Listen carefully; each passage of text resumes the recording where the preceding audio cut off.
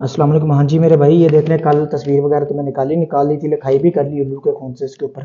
इसी के ऊपर ही मैं अमल करूँगा। और देख सकते हैं आपके सामने ये गोश्त है। ठीक है, ये पढ़ाई करके गोश्त में सुइयाँ लगाई गई हैं, फिर इसको तैयार किया गया है, आपके सामने है, देख सकते हैं।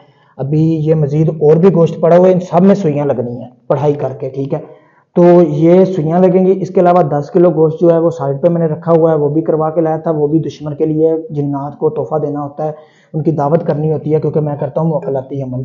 उसके बाद ये गोश्त है, ये गोश्त वगैरह भी उसके ऊपर, मतलब ये शराब है, शराब भी इस गोश्त के ऊपर छिड़कनी पड़ेगी।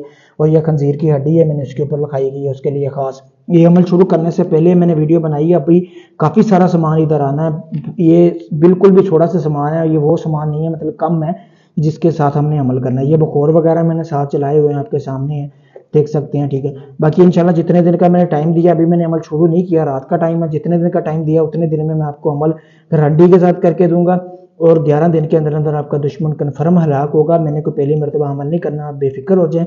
तो बाकी मजीद इंशाल्लाह फिर मैं ये अभी अमल करने लगा हूँ, सुबह आपको वीडियो भेजूंगा और आपके साथ हाल वाल भी करूंगा।